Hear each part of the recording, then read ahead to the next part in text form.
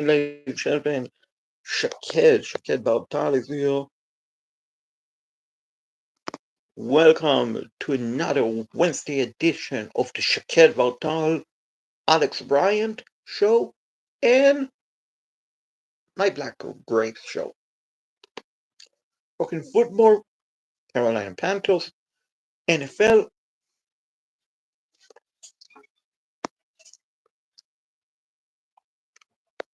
To everyone, we're waiting for Mr. Alex Bryant to join us.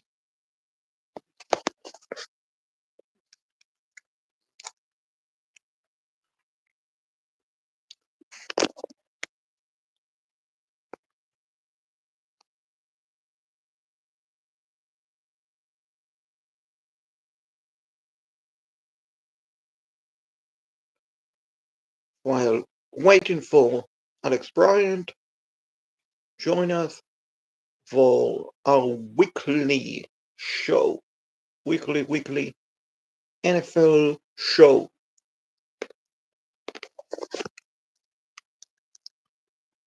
on my YouTube channel.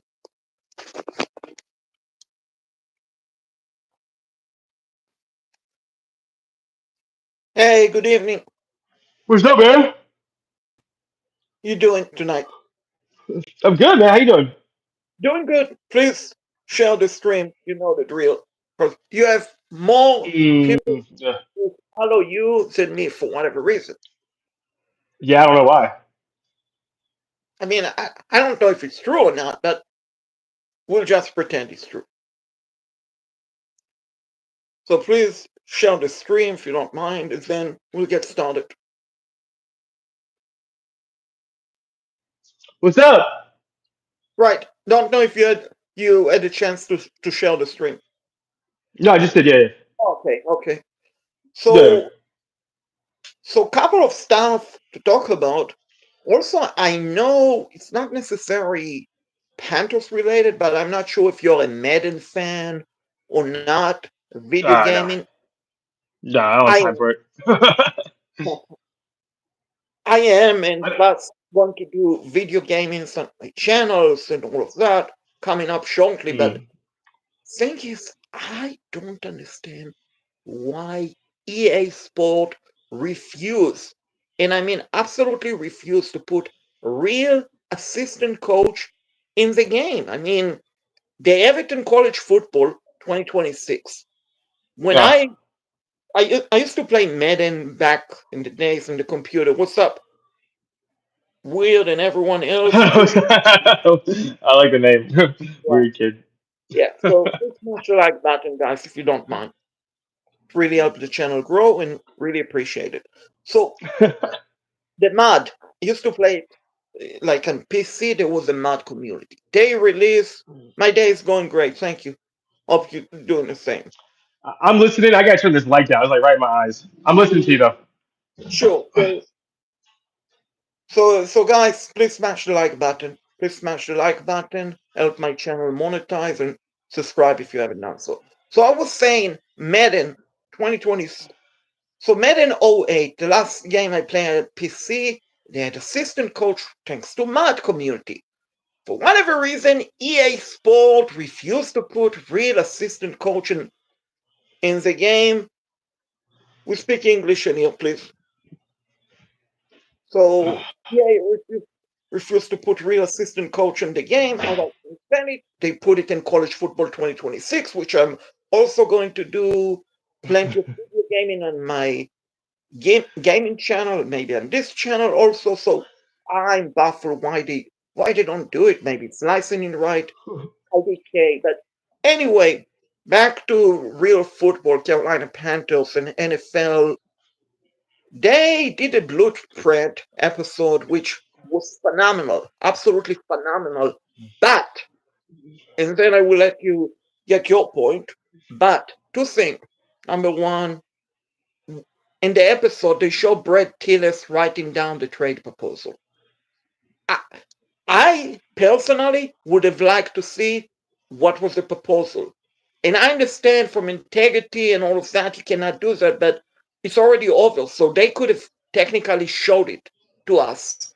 Number two, Dan Morgan was on the phone with the Rams, and beforehand, Brad Tillis asked Dan Morgan, so we're going to go offer the Rams what we asked for. I think because it already passed, they could have unedited and let us know realistically what we, the Panthers, ask of the Rams and what the Rams offer back. It would have been fantastic, which I'm not sure why they edited it out since the draft already is well past. Yeah, I mean, I guess you're trying to. If you show what was turned down or what wasn't, you're basically saying that you're showing other people's hands, and I think that's kind of like they don't want to do business with you anymore because you other teams see how you process as well, and we want to show how we process. I mean, that's stupid, but we can do whatever we want. If we show other teams process, that takes away that relationship as far as us with them, because all this stuff is information for other teams, and I think that's more of a. I think we kind of. I honestly think we showed too much. And in my opinion, when these young guys come in, they want to be like with Scorton, for example. Like we traded up for Scorton, we traded up for Princely, and it was all about how much they loved it. We couldn't believe they were there. But for Tet, it was like, let's try to trade back. Let's try to trade back. Let's try to trade back. And they're like, oh, they don't want to do it. Okay, we'll take Tet. So I kind of like would rather that not be there and it kind of be a good thing that hey, we got the guy we wanted at 8, and we didn't want to try to trade back at all. Uh, I I don't know. That'd be the only thing I had. It was kind of like a lot of the stuff we already knew, but it kind of just got packaged into this nice little neat little present bow thing. So it was good. I enjoyed it. I wish there was like more excitement, more like celebrating, more like things in the room. If there was like a week before you saw like the room and you saw the big board and you heard what they said about the player in those rooms, I would like that a little bit more. But I think that the dynamic in this front office is wildly good. Like very, very, very good. And everybody has this very specific role. They trust each other and they're all on the same page. Like Dan Morgan's like, you're the numbers guy, Dan.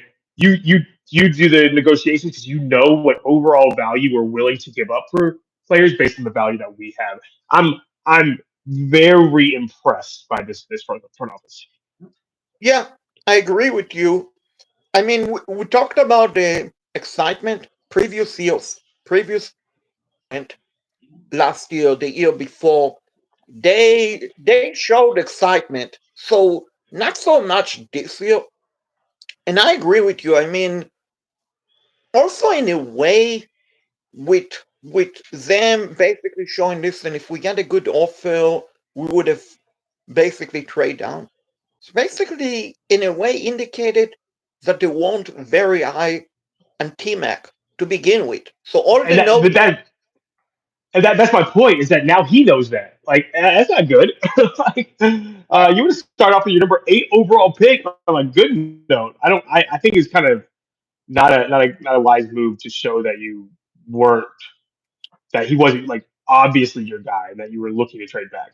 but at the same time, as we talked about in the past, NFL is a business. So with all the respect to T-Mac or anyone else, Sure. it's a business.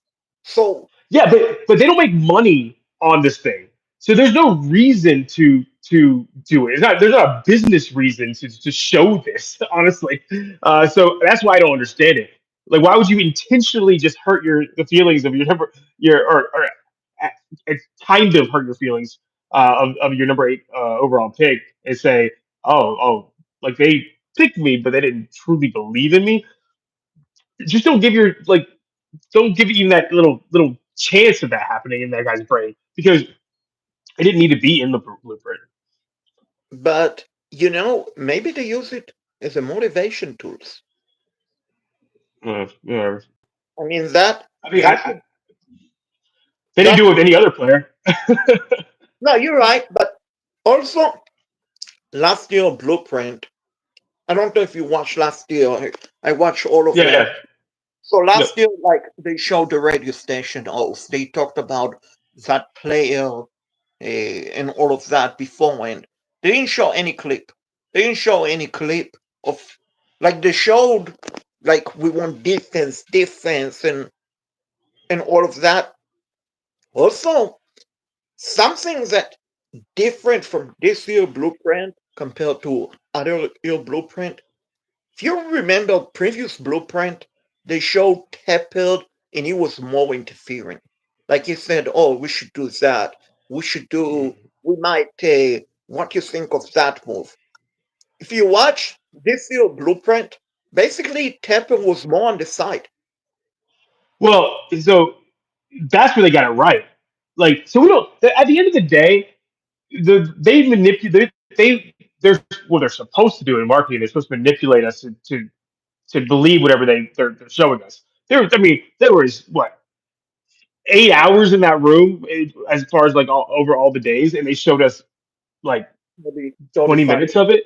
Like, yeah, so we don't know if Tepper was or wasn't. Like, they can cut all that stuff out, and Tepper probably has to improve it before it goes out. And they know optically they don't. He needs to get that reputation out of his head. So he might still be. They even said that, like, hey, he does. I honestly think that Tepper is valuable if he has his very specific role. And that's why I think this front office is so good because everybody has their specific role and they stay in their lanes and they're all like just a piece of the pie. And that's why it's so impressive. I don't think Tepper is like put his fist down on things, but I think that he's kind of a consultant in saying that you'd probably get this much if you did this sort of trade tactic or something like that.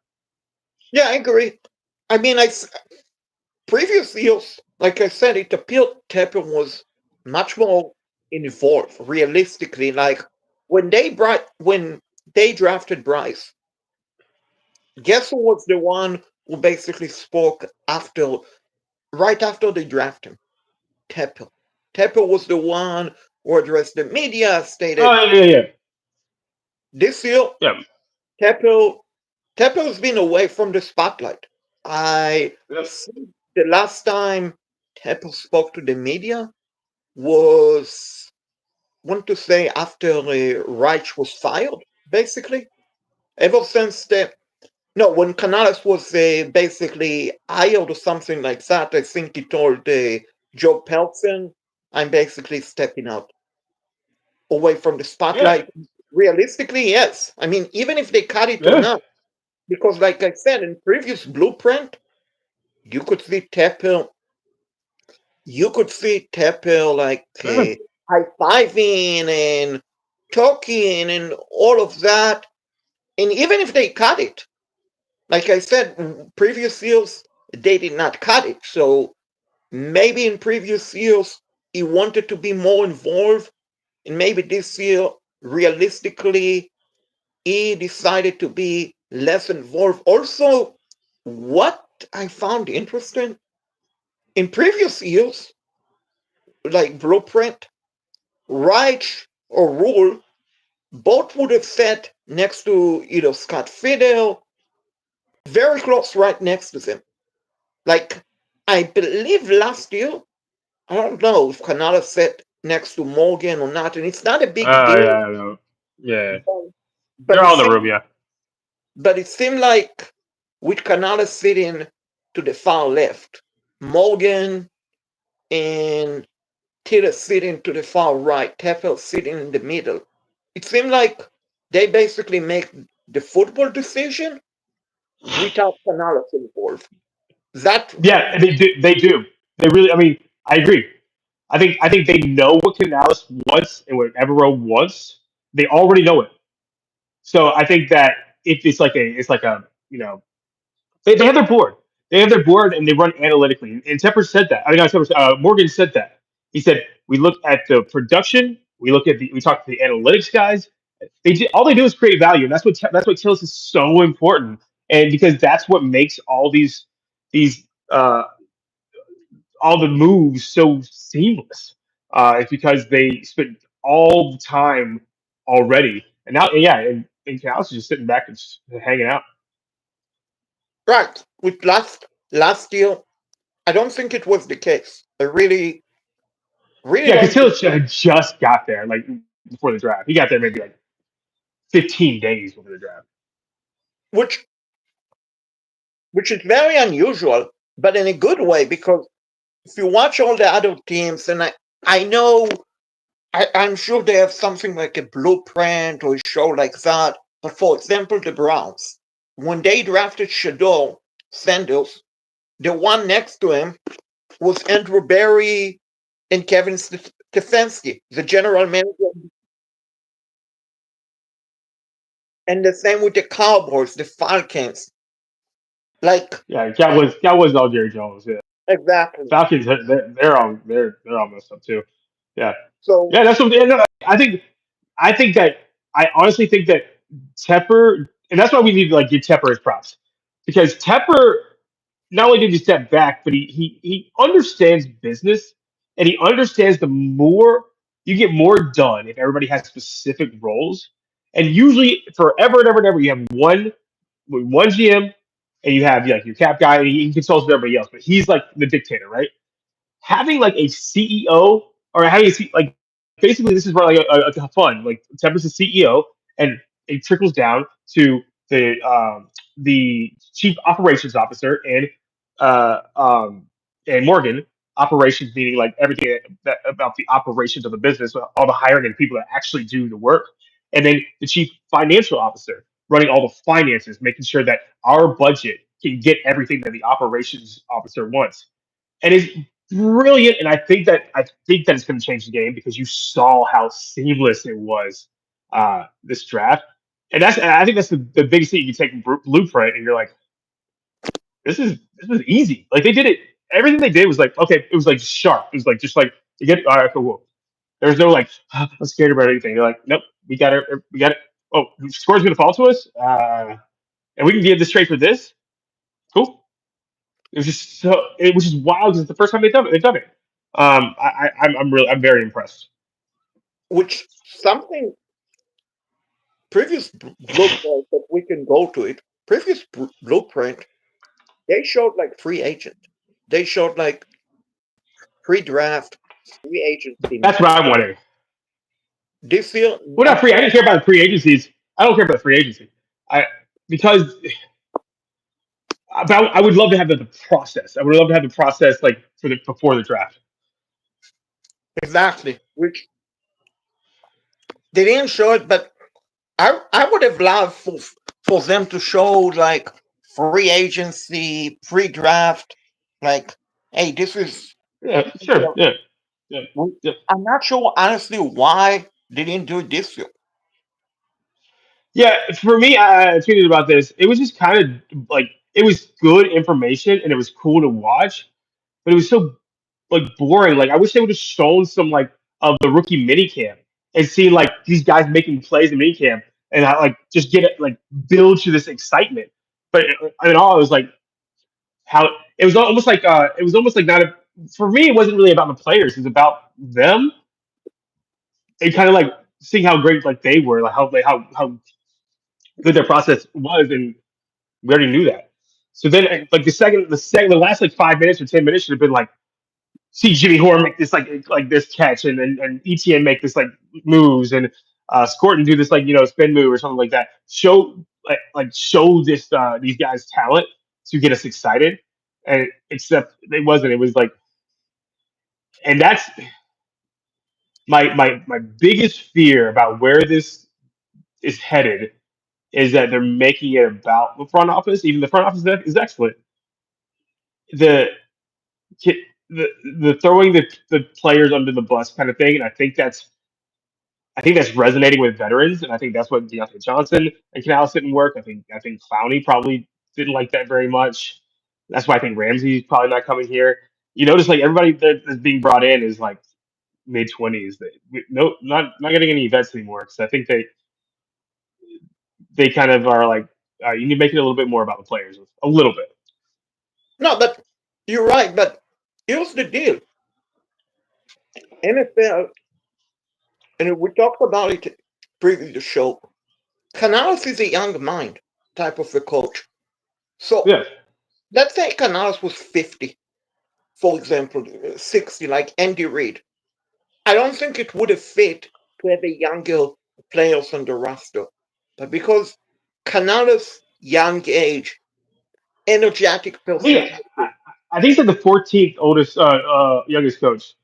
Like I think he's like right in the middle of the pack. Like Mike McDonald is 33. probably McVay's younger than him. Flores is younger than him. Mike McDaniel's not Flores. Mike McDaniel's younger than him. Cohen's younger than him. Um, there's so many guys that are younger than him. He's a young guy, and he acts young, like he has like a lot of energy. But I don't know. I don't know. That's my only fear is that they're making just a lot about the coach in the back office, and the players are kind of getting lost in translation. right. But like I said, I think it's a fit because it's a younger coach. I mean, I remember back when Ron Right. Rivera was the coach and of the Panthers, and Yep. he was he was a different personality. Players, players, it felt respect him. Some did, some did not. So I think Canales, even though of course he's the head coach, can commanding respect. At the same time, his personality would make the players think like, "Hey, I'm your best friend." In essence, yeah, I'm your boss, but I'm also your best friend. That's how. Except for DeAndre Johnson and Clowney. I mean, I was saying that it's. I don't think he's doing it right now. I think he's fine right now. What I'm saying is that that's the only thing is like a slippery slope because narcissists are everywhere, and when you just get that little taste of like he's the one that's going on this Kay Adams show, and he's like saying all this stuff, and then he's like, uh, yeah, we got that guy in Excel, and then now he's like Excel's like he's just kind of like he's throwing guys' names around and not ever giving them like he never gave Bryce a game ball. He wouldn't say anything good about Bryce until the very end of the year. Like all these kind of things were happening and and either because Bill Belichick didn't do that either, right? So Yeah, either it's the culture or he's making it about him. I think it's the culture. I'm just saying that that's something to look out for. It could it, people like to be in the spotlight. right. But Deontay Johnson was a cancer in Pittsburgh. That is why they traded Sure, him. sure, I get it. That's what I'm saying that it's a possibility that you just eyebrow raised about. I don't need to. I'm not arguing it. I'm just saying that it's Right. there's a reason that we didn't get a lot of vets coming in. That's the reason that our whole team is like 26 years old. Well, that could be a big reason. But another reason is they're finally committing to rebuild. I mean, we all we all like a quick fix. I mean, when Rule was the coach, we had a relatively veteran team. Sure, we let go of Cam, Luke retire, Greg signed with the Seahawks, but overall we had an older team. And I think realistically, what they realize, if we keep stacking ourselves with older players, we our window to win is not going to be open for a long time. But if we do the correct rebuild, we can win and win for a long time. So in a way, this reminds me of the teams that Cam was around when Cam was drafted. We had a very young team. We had a very, very young team. We had to learn how to win, and then they did that. So you want to have veteran leadership, and I mean, we have Tinlin, we have Daltons. So I agree with you that we're a young team, but in a way, something that we should have done years ago, and instead we try to get the quick fix. Yeah, I think that every rebuild you need vets. So, like look at like last year. you brought in like Jameson Crowder, you brought in what's the linebacker's name that came in and helped out. Think about the Texans, right? They brought in Dalton Schultz, they brought in Joe Mixon, they brought in Stephon Diggs. That's how they turned it around. Think of when Patrick Mahomes came in, like brought in LaShawn McCoy, brought in Sammy Watkins, they brought in like you actually do when they're on a rookie when your quarterback's on a rookie deal, you do like the Ravens, everybody that they bring is like they brought Derrick Henry, like I mean, all these teams you have to have a few, and we don't have any, none. Like I don't like who's outside of Adam Thielen, who's been around for on the Panthers for 3 years. Who's Andy, a 30-year-old that's on the team? Austin Colbert. Yeah, but he's not even running with the ones right now. I guess Right, but Hunt's now, but Hunt's been with the team JJ, for a JJ, few years. JJ. Yeah, right, yeah, right. Yeah, but like you need that. Like, not only do you need that, you need to have that like organizations that like nobody would ever want to go to the Texans. The Texans were like a shithole. Nobody wanted to go there until D'Amico Ryans went there, changed the culture, made it about the players, and then you get Stephon Diggs, Joe Mixon, Dalton. Like then you get all these guys that want to come there. So it's got to be a little bit. I think you're right. It has to be a mostly prime team or young team to rebuild, but you still need to have those guys that teach. Like you saw, I don't know if you've seen the clips of Stephon Diggs teaching Kyle Williams how to run routes, or Devontae Adams is like mentoring Puka Nakua. Those kind of things. It really helps to have a vet for those win now moments, and it's guys that are respected. And Adam Thielen, Adam Thielen has never just commanded respect in that room. He's just kind of been a guy that's like enjoying his last few years. Whereas guys like that are big time want to win guys like Devontae Adams, like Stephon Diggs. Those are the guys that are bringing the guys inside and showing how to run routes and that kind of stuff. So uh, But the problem with Diggs, do you look at his off the field issue or not? I mean, that so. it I hasn't mean, affected. It hasn't affected. I mean, he's been in the league for what 15 years and it has never affected anything. I think the media just like kind of like messes with our minds and makes things that are bigger deals than they are. I, we did it. We just do it all the time. Like everybody, if one thing happens, we just label them as a cancer in the locker room, and it's never been the case with Diggs. I mean, him and Josh Allen were just at the end of their run. They just didn't get along. It happens with guys like that are on a run for a long time. but But I don't think that. you make Like a we say good that about Jameson Williams. Like, do we not want Jameson Williams on the team because he has like a couple of bad years about things? I don't like. I don't know. yeah. I mean, you make a good point about veterans and all of that, but some veterans are not what you want. I mean, Justin Houston, Yes, yeah, yeah. They have to be the right veteran. Yeah, yeah. a good Well, that was just dumb. Justin Houston was dumb. That was the dumb move. That's what the Panthers don't need to do, and that's where they get in trouble. Is they overpay bad players or players that are obviously past their prime, right? right. Jaden Clowney was. I mean, we got $6 million back, I guess, in Yeah, in cap. We definitely should have kept him, especially with now like Wadham dealing with something. That was a they didn't get along thing because it's not right. like it helped it. I don't know. We don't need to. I mean, that's actually kind of a boring subject. I would just say that keep an eye out on everything's been about Canales the last year and change. I I players need to start getting some love. They do.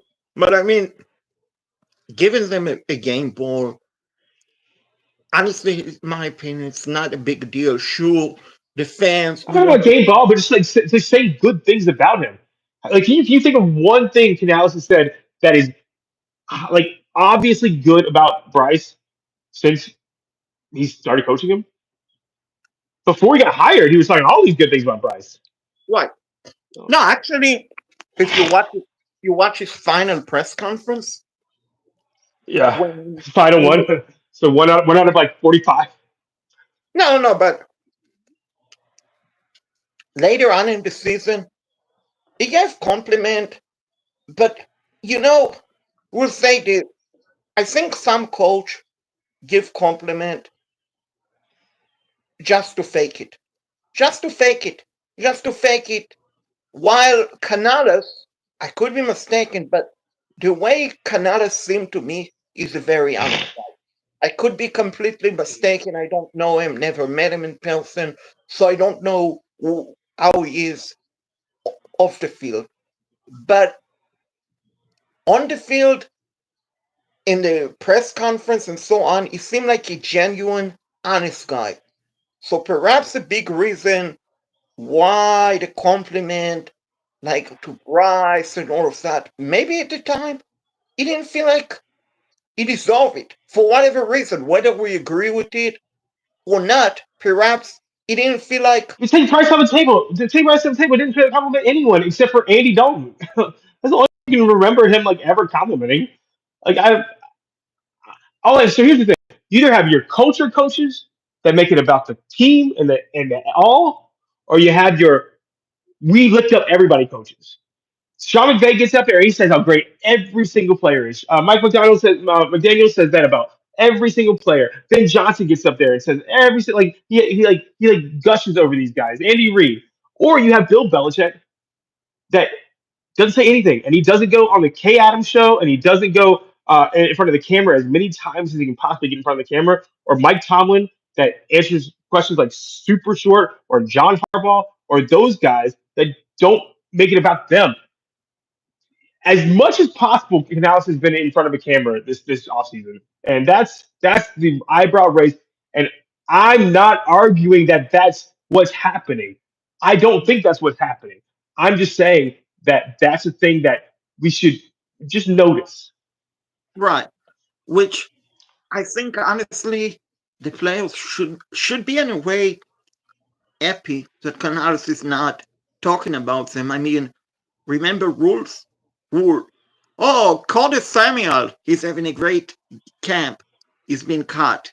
That player, oh, he's having a great Oh yeah, camp. but that's just lying.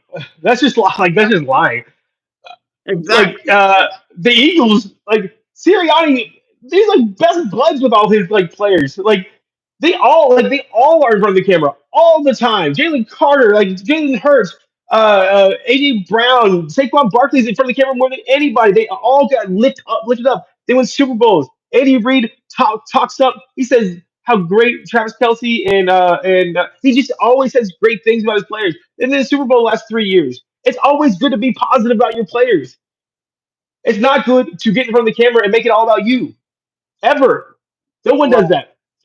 that. No, You think Dan Campbell? Dan Campbell talks about how amazing his players are every single time he gets in front of the camera. Every single time he makes it about the players. He's like, I wouldn't be here if it wasn't for them. no, That seems like a waste. That's like ways to succeed to me. You know. right. I mean, honestly, I wish in general, but coaches don't typically like to do it. But I personally wish if the coach, pardon me, if the player's having a bad game or played bad, call him out in public. If the player played good, Sure, compliment him. But but make it about them. Make it about the players, not about you. exactly, but I think Even good or honestly, bad or whatever. I think the reason why they typically don't call the players out in public, they're just afraid of upsetting the players and so on. But we're talking about millionaires, adults. It's okay to call them out. It's okay. They're not going We to we get. re- we really need to move on to the next subject. This is so boring. I'm just like saying the same thing over and over again. Let's talk about Right. So, OTAs.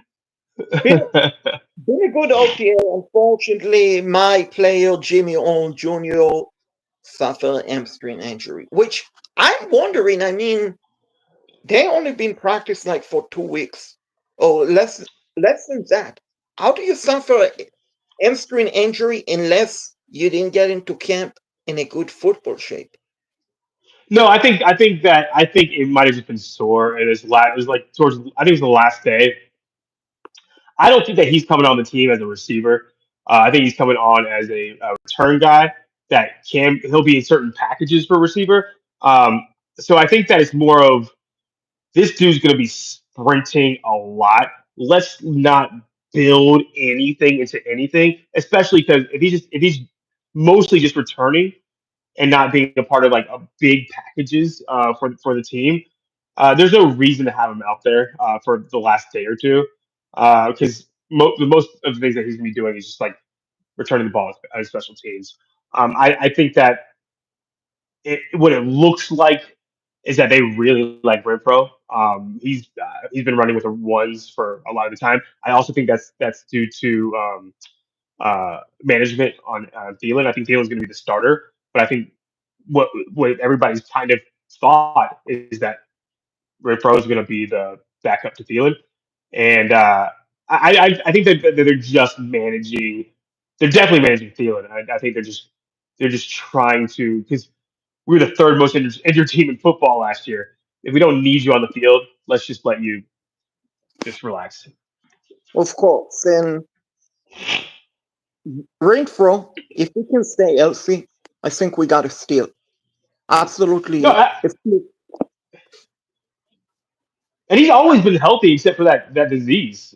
Right. Like he didn't that dude was an Iron Man. It just he got sick. It's not like anything to do with his like muscles or his ligaments. It was just he got sick.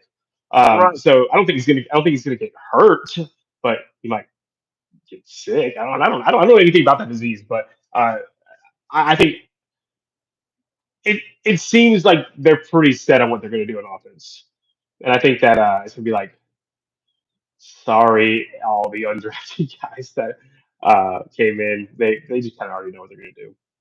So But basically, Excel, man, let me just talk about like Excel. yeah. I know people are getting like annoyed by this clip of Excel coming across the middle and Bryce hitting him. One, look at Bryce's eyes, and this is what happened with the 49ers when the 49ers got Ayuk, and that's when Debo became Debo.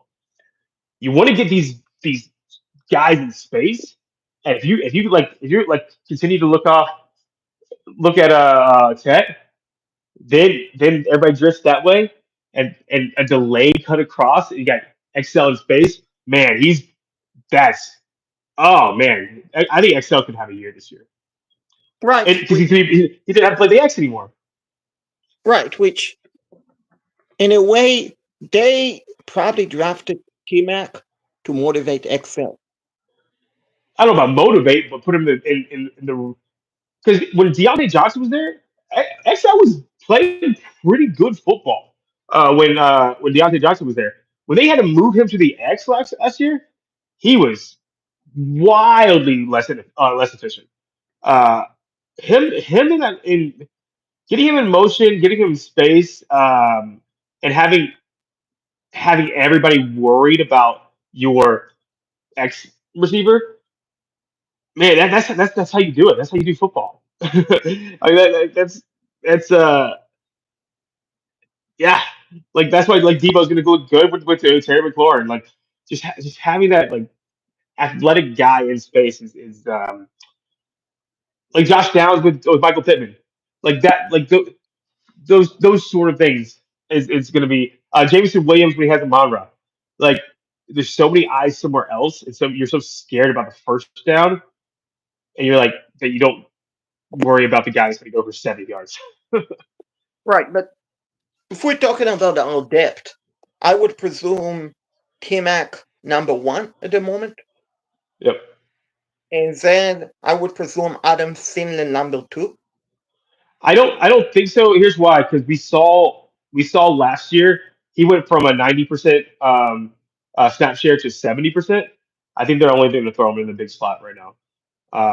I think the two wide receiver sets are going to go to Xavier Legette. They just want to manage him. Maybe in the playoffs he'll be the number two. He's 35. You can't make him number two. Because I would presume with his body athleticism, Excel would be better suited as a third wideout. Because typically a third wideout, you're not taking the best cornerback or safety. No, So, so when in three wide receiver sets, when Thielen's on the field, XL will be the third receiver. But in right, two wide receiver sets, a lot of those times there's gonna be run heavy sets. Like if you're in a 12 personnel set, there's gonna be run heavy sets, or you'd be using the tight end. They're gonna manage Adam Thielen. But when Adam Thielen is on the field, you're absolutely right. He'll be the number two wide receiver, but he won't be on the field in two wide receiver sets that much because we saw it last year. He went from a 95% snap percentage to like a 71 or two. He just you can't put that much on his body. But when he's on the field, yeah, you're absolutely right. He's going to be the second option. right. And then the fourth wideout would be Renfro. No, no. So, Renfro's so like Renfro these special packages. Like think about the Redskins last year, or the Commanders last year, and Zacchaeus, right? Zacchaeus was Sam. He's got 1 year left. He's he might not even make it through the year. Uh, uh, anyway, Renfro is going to be the Jameson Crowder role. He'll have very certain packages that he'll be playing in if he makes it, but overall uh, he'll be kind of the backup to Thielen. The interesting thing is, what does that do with Coker? Because Coker was kind of that big slot behind Thielen, but it kind of feels like Renfro is going to be that. So it's going to be interesting the way they manage that. right, which I completely forgot about Coquel because you're right. Coquel, with the way he played last year, should definitely be the third wideout, and then Renfro the fourth. And I'm guessing number five, if they carry number five, is Jimmy On. I don't think David Moore make the No, team. yeah. So yeah. You skip one. So it's the top three. You rank them however you want. Be Chet, Thielen, and Excel, right? And Right, then the next two week Coker and Renfro. And then right. I think they will carry the sixth. One, because Horn does something that no one else can really do on the team, and that's what Canales has talked about so many times. They want speed, and they want guys that can kind of do something that other guys can't do. So they'll have special packages. That's what I was talking about to you before. Like he's going to be mainly the kick returner, and they'll have packages for him for a receiver. So I think they'll carry six, and I think you're right. I think David Moore shouldn't be on any roster. You knew how bad the Panthers were because we rostered David Moore. He was literally dead last in separation last year. He's not an NFL receiver. He I like him. He's just he's the guy that you bring in when everybody gets hurt on your team, or like he'll float around. He'll probably float around the league this year. Right. I mean, when he played, he was all right. I mean, he wasn't a speedster, wasn't separation, but I remember he had a big touchdown catch against the Cardinals. So when he had a Yeah, chance, he made the play. But is he and the he dropped passes too. Like Yes, of course. So it's more of a backup. So I don't know. Did they brought back to camp Tompkins? Dean Tompkins? say no, they didn't. Sam Mason. Yes. So everybody thought I was a hater on Leggett because I said we had to get a number one. Leggett being in the role that he's going to be in, like Brandon Ayuk was a better receiver than Debo Samuel, and Debo Samuel was like the fantasy dude that you wanted because he got all these big plays and he got touchdowns. You're you're gonna see a different Leggett because of the space that Tech creates for him. And I think yes, I think you're right. I think he can get 1,000 yards. I think he'll be right around there. I would say probably like somewhere between like 800 and 1,000. But the problem with Leggett, forget about separation. Catching the catching the ball. That is the problem But with Leggett. literally think about what Debo did. It's like think about what that play that's been over and over and over and over on Twitter. It's a 5 yard catch. It is a timing route. It is a delayed crosser. What happens is that everybody drifts to Tet because Tet's running a go route or whatever he's running. And then all these linebackers start to go out, go out, go out. And because our offensive line is so good, look, guess where he's something like kind of like ziggy zaggy, whatever route. And then he gets to beat his guy across. He's got 4.43 speed, and there's no one there in that space. And he just goes. That's where Right. he's gonna. It's more about the overall offense rather than anything else. He's not gonna be going. He's not gonna be in the X role. He's not gonna be going downfield that often. He's gonna be doing a lot of flanker stuff, a lot of crossers, a lot of. They're gonna. Canales is about to have some fun. What's up, Doug? Sup, dogs? Smash the like Yeah, button, guys, over there, please. I wouldn't. I wouldn't think about Leggett as like the Leggett you saw last. Like think about DJ Chark. DJ Chark ain't an X receiver, and he looked awful when he became an X receiver. But when he was a Z in the Lions, he looked excellent. So it's what Tech does is put everybody in their actual place, and everybody's it's gonna be the tide that lifts all ships. Like it's gonna be fun, man. This offense is gonna be fun. I'm trying to tell you. Yeah, I mean, on paper, we might have one of the, I would presume, top 10, at the very least, top scoring offense in the NFL. Maybe even top 5, realistically, not being an all but I mean, we have Cocker, which I forgot about him, and realistically, he was a great rookie season undrafted. So we have Cocker, we have Leggett, we have T-Mac, we have Tinlin, we have Renfro, uh, we have on potentially more 7 wideout. Justin Dale 7 wideout. And then we have a Rico and Chuba. We have our whole line, but Well, I yeah, mean, watch out. If people are sleeping on ETN. Watch the group blueprint. Like they wanted him, they targeted him. They think he's a big play dude. Yeah, everybody's sleep. ETN is about to show some stuff, and I think that he's going to be the number. He's going to be the third down back, and I think you see Rico be more of just like the Chuba style handcuff. Like I think it's gonna like if you think about like Bucky Irving, Sean Tucker, and White. Like Rico's gonna be like Sean Tucker, and then Bucky Irving is. I think everybody's sleeping on ETN. ETN got picked before a lot of other guys for a reason. but who was eyed on ETN during our draft show? You were? I Yeah, don't remember. Good yeah, call. Man, I tell everybody, I'm a second kid. I'm a second child.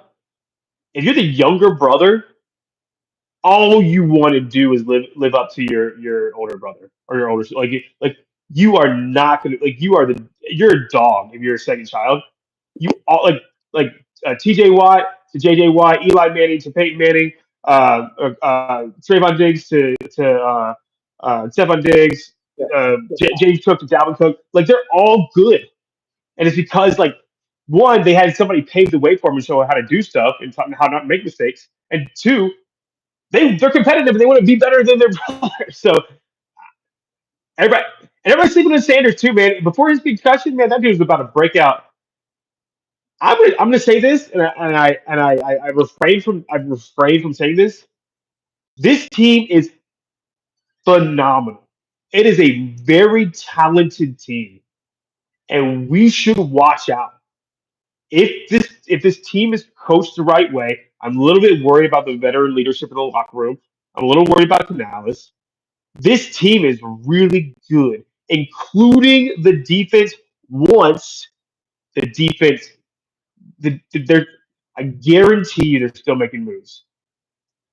A yeah, free safety is coming. I guarantee you. I believe 2 or 3 moves are still coming on the defense side of the ball, and that's the reason I'm higher on the defense. And I know people will keep on bringing up the defense. This team is going to be a very talented team. They're going to be a little green. I'm foreseeing a lot like the Seattle team before the Legion of Boom, like kind of like them figuring it out kind of thing. But This ain't your grandfather's. I don't even know if you have a grandfather Panther fan. This ain't your dad's Panthers team. This ain't what I grew up on. This team is very talented, top to bottom, and depth. So in a way, this team remind potentially of the 2013 team. The 2013 team, if I remember correctly, was the first year they won the South. They started their destiny. Oh, this team is better than. No, it's not. It's so hard Because because that team had better top tier talent, and basically they developed depth along the way. We don't have that top tier talent, but top to bottom, we're better than that 13 team. yeah, Talent wise, I'm not saying that. Yeah, talent wise. right, because that team was one game away from the NFC South. Not the NFC South, Yeah, NFC Championship game. We lost to the yeah. No, 49ers. that you can't replace the Luke Kuechly. You can't. Like, some of the players on that team were just freaking fantastic, and they stayed healthy. And then the next year they were just weird. You're right. As in, we have to go through that journey. I that's why I think that we're gonna be kind of we're gonna upset some teams. We're gonna blow some teams. I think we're gonna destroy Jacksonville first game of the season. I think we're gonna win by 2 touchdowns. I think that people aren't ready for how good this team's gonna be, and then in the middle of the season we're gonna get you know how teams young teams are. They're gonna get full of themselves. They're gonna they're gonna go through things. Uh, but we're gonna see some blowouts. We're gonna see some losses to some bad teams, and we're gonna see some upsets, and it's gonna be fun. But next year and the following year are gonna be like you said, because you said 13, so 14, 15. That's a journey. But this is gonna be a fun, really good team. I think. Low FX. Great to see you. FX. He changes his name every week. No, it used to be FX before you and I I know he did. changes it every week.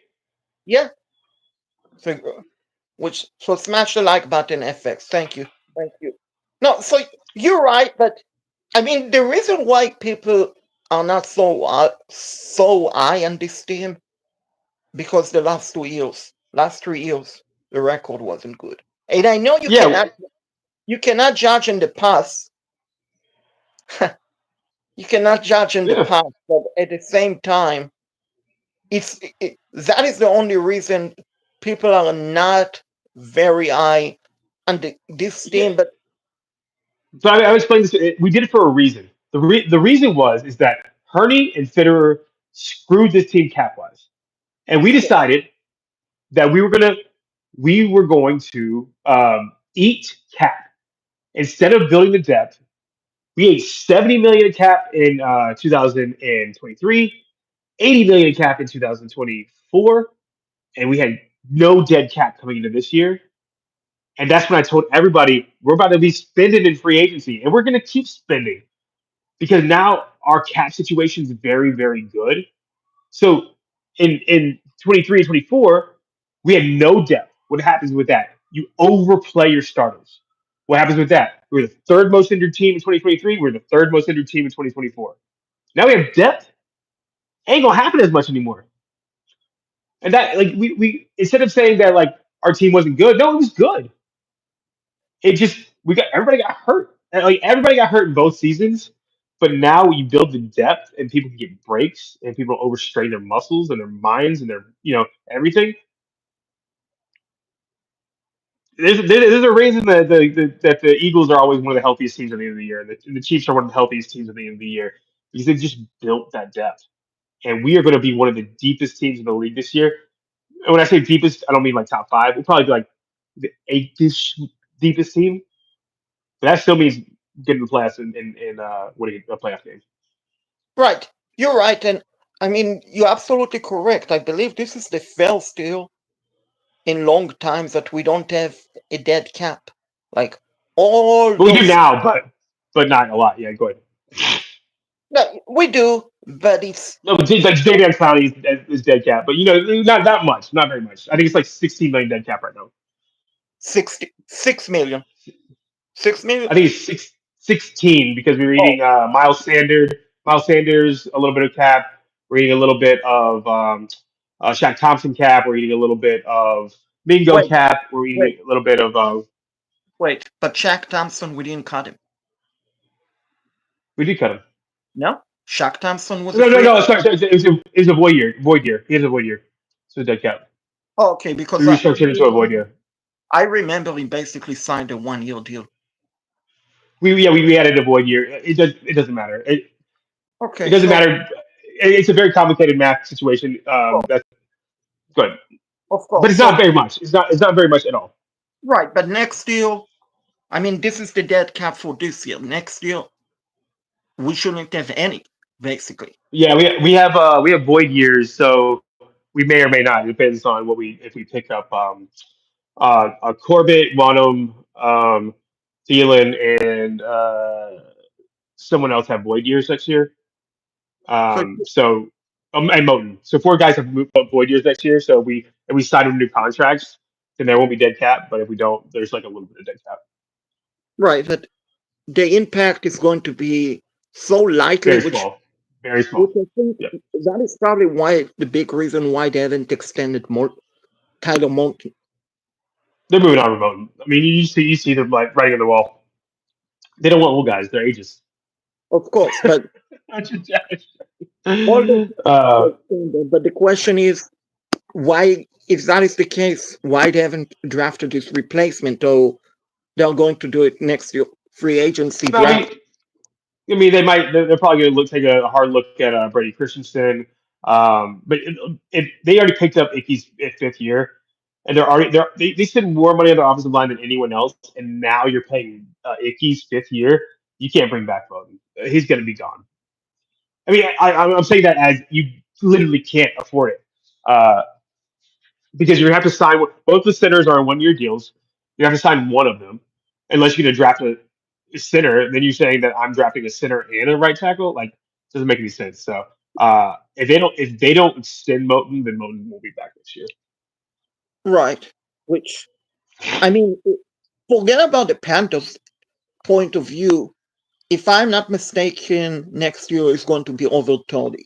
And typically, NFL players, once they reach the age of Yeah, 30 and above, they basically on their down period. Not everyone. The thing with Molten overall, he stayed healthy, which I give him praise yeah, because yeah. typically Yeah, all somebody line. came out. You're absolutely. I mean, a lot of the times the O line stays healthy. We've got really unlikely that. But yeah, you got to think when they come out, like they're not moving a ton. Like there's not like with cornerbacks, you're like jerking your ACL like crazy. Um, but Moten, something came out. I forgot who did the article, but there's complications with his knee. He was dealing through a knee injuries for a little while. Um, I don't know. I don't know what any more than that. It was only one article, so it seems to me that that he's just going to retire after this year. And he's going to retire a Panther. Hmm. That will be nice. And yeah, Very nice. yeah. Now, I mean, you got to think about all the guys we signed. Like we have 10. We're 10 deep on the offensive line, and that's no one else has that problem. So which I think you could see Brady Christensen taking that next year. which speaking of center position, two frontier centers retired. David Andrews and the center from the Lions, believe his first name is Frank, last name I forgot. Mhm. They'll start in all pro center. I Yep. wondering if they might call the Panthers, see what it will take, potentially Austin Colbert, and maybe the Panthers can ask for Sam Lapolia in return. Yeah, Austin Corbett doesn't make a ton of sense because of the void year. Maybe Mays, but I think they're gonna. I think because they know like Christensen can play it too. So I think they're gonna go through training camp and they're gonna see like. I think you're right. I think that they do lose an offensive lineman via trade. I just don't know who that would be. And I think they're going to take a long look at Luke Condra from Cincinnati. I think I like him. and I think that's why they're looking at him. Yeah, but they have a lot of options, man. They got a lot of guys that can play multiple different roles. The only reason, because Christensen wants to play, the only reason I see him signing back with the Panthers is because they told him that, hey, we might be moving on from some guys, and we'll get you in the following year. That's good. That's like my only.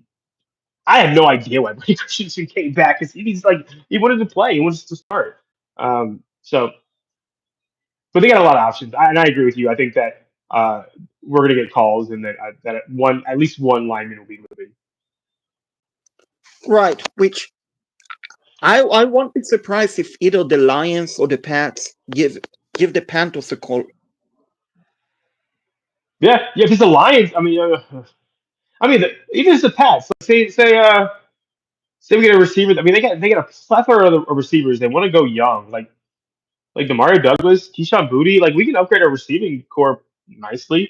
But They got we don't have a not like room. a few linebackers that are good, but We don't have a was room that for another wideout. Uh, I mean, injuries are gonna happen. Injuries are gonna happen, and I think that's why everybody's like nobody's trading much yet. It's actually really weird how there weren't that many trades pre or post June cuts. Usually that's a lot more. But I think the injuries are gonna happen. I mean, every team's gonna deal with injuries. So as far as kind of depth, our seventh receiver. Adam Thielen ain't making it through the season. Like Adam Thielen has made it through very few full seasons. He's 35 years old. He missed 7 games last year. He ain't gonna make it. Jimmy Horn's like what we don't know what he's doing. He's dealing with something. Coker is dealing with soft tissue injury. Excel had 2 injuries last year.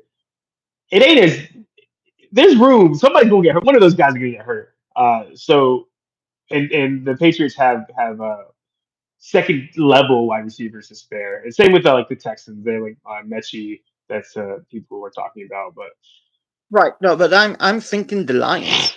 If the Lions have a tight end, we need a tight end right now.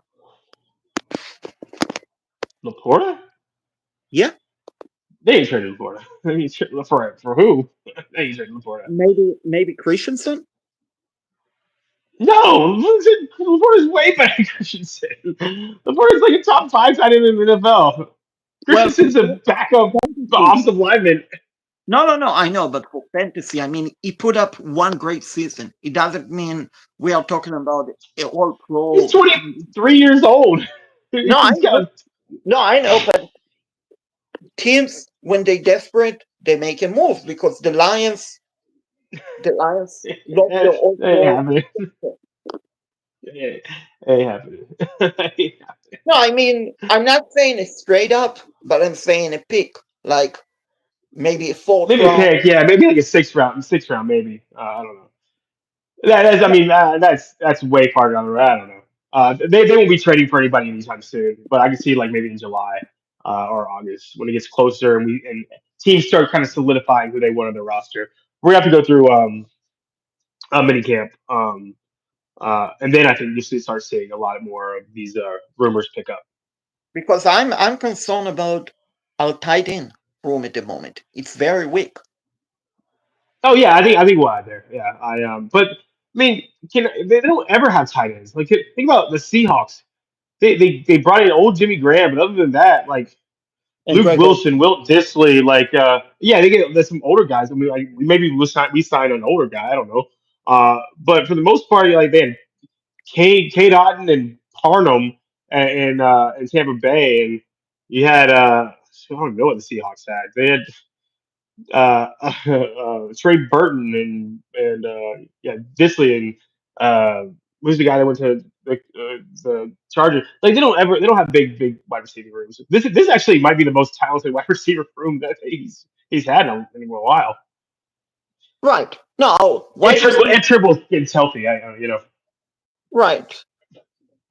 Our wide receiver room is healthy, but right now, tight end, we only have JT and the rookie from Notre Dame, which in a way, Which, it's kind of blessing in disguise.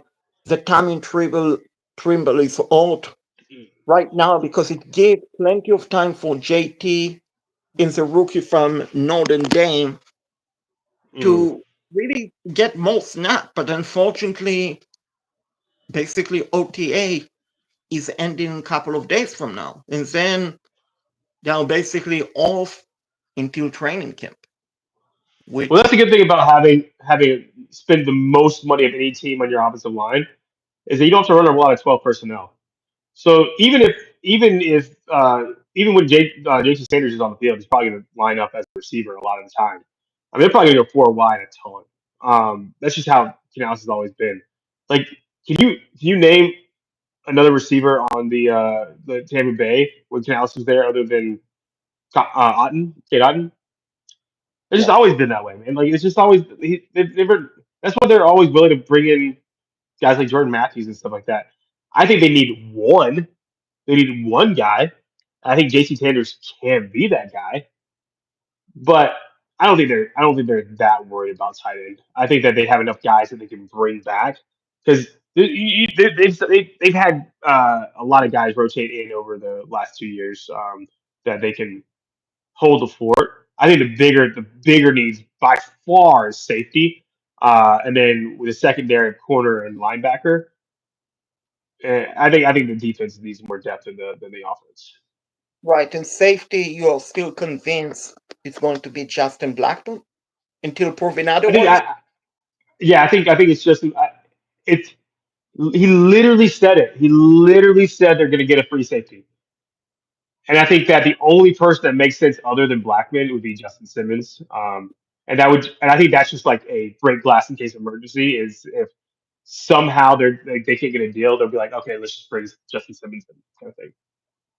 So what do you think is the reason for the holdup? Um, con- they probably wanted to get through OTAs so they didn't have to come to OTAs. But I'd say it have to be soon. Minicamp is when you start doing installs. So if they're gonna do it, they're gonna do it soon. Right. And what about cornerback? Do you think there is any possibility of Jalen Ramsey? No, no, not like literally not at all. I think maybe 5% chance. Because I've They just seen don't do it. They don't. I mean, Evero doesn't do it. He brings in random dudes that perform well. no, It's I just know. never ever. Just I mean, he. I think that the things that we should never worry about with Evero should be corner. Thing you should never worry about with Morgan should be linebacker, and the thing you should never worry about with Canales should be receiver. And I think that the ones the other every other position, that's the ones that you're gonna be like, all right, we definitely need talent there. We need to be worried.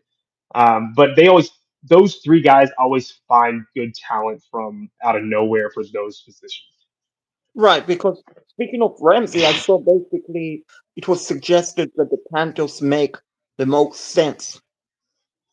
But he's too big of a personality. Like they keep everything in house. They don't want stars. They want lunch pail guys. It does. Yeah, they're not interested in stars.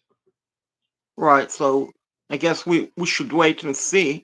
And then, so Yeah, you see, I'd be. I mean, I'd be. I don't know what I'd do. It just doesn't make sense unless he's like, I really want to come to Carolina, which no one ever does. I think he's going back to LA, honestly. right, because I mean, remember a couple of years ago they traded for Gilmore. Of course, it was different team, different regime, different general manager, and so on. But they made the splashy move. They they really did. It didn't work out for them, of course. In Oh fact, yeah, because and that's another thing. Like, it's stupid. If you're not a win now team, don't do that kind of thing. I think that and they also didn't have another star corner. We just we have a star corner, and you don't want to bring anybody that comes in and like kind of rivals that as the leader in the locker room. Because if Ramsey goes to any team, he's going to think that he's the leader in the locker room, and we just paid JC to be that guy. There's just too much downside, I think, to bring Ramsey in as far as how they've worked so far. right. But in a way, talent-wise. And Yeah, and I mean, still we're yeah, going to we always no. It makes it, dude. I would love it. I'm just saying that as a predictor, me predicting if it happens, I don't see it. right. Then hypothetically, let's say potentially it could happen. Do you see the Dolphins asking for a player or a pick? Pick. Oh yeah, yeah. They don't. They can't afford players. So probably a They wouldn't get off fourth. cap. Yeah. So Yeah. how It'd probably be less than that. Honestly, I fifth don't round? know. Just say fourth base. The day three pick. I mean, a day three pick for a fifth. Let's say the fourth round. Still, you're talking about a potential Hall of Famer. Yeah, he's 30. Also, You just talked about 30 hitting 30 years old. His downside. right now, but relatively, he stay healthy throughout his career. So because here's what I'm thinking. Dude, you don't have to sell me on Jay. I would love Jalen Ramsey. I'm just saying that it ain't gonna happen. There ain't no Right, reason that he would want to come to the Panthers. There ain't no reason that's shown that we'd be interested in bringing in someone like him. Like he's already had problems with like big person. He's already had problems with big personalities like Deontay Johnson, like Jadavion Cloud. Like he, you don't want to bring some like an outsider in that could demand that could be a distraction. It just doesn't make any sense. Someone like Justin Blackman, who like is not a star and coming from Indianapolis, that's different. Like that's different. But bringing in right, Jalen Ray, like you said, a Hall of Famer. When we just paid, we said, "Hey, we're paying you." It's like saying that you're gonna do something stupid like sign Jamar Chase and T Higgins. Like like why would anybody?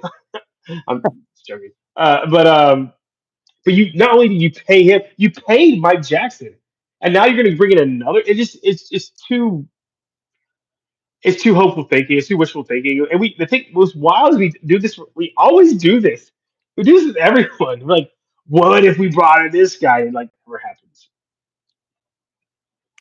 right. So if it's not them as a final point for the night, who do you think at cornerback? Russell Douglas, maybe Like Gilmore? Virgil Douglas, yeah. I think it'll be somebody that can play nickel.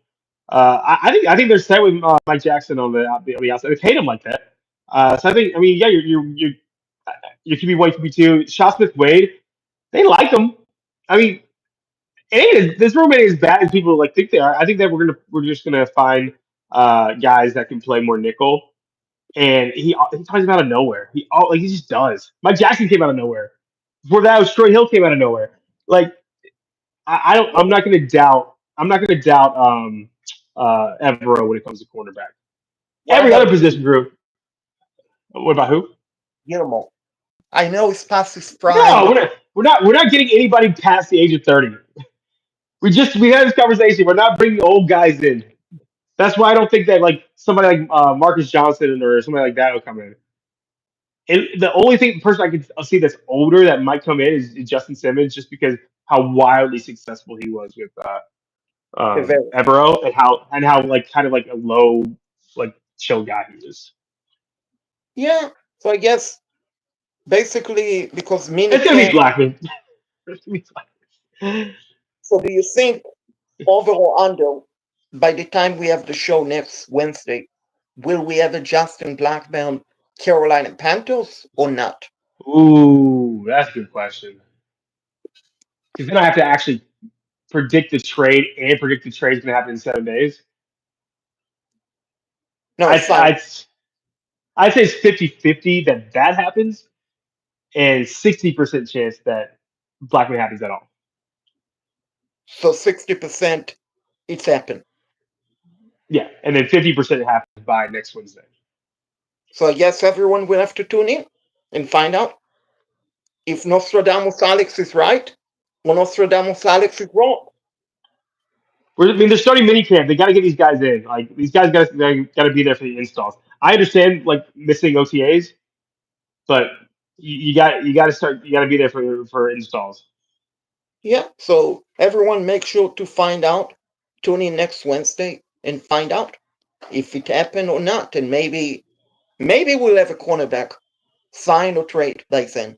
Yeah, yeah, Alrighty, for myself and Alex, great show as always, and we'll see you yep. guys next Wednesday at 8 o'clock. Smash the like button. Peace. Good night, everyone.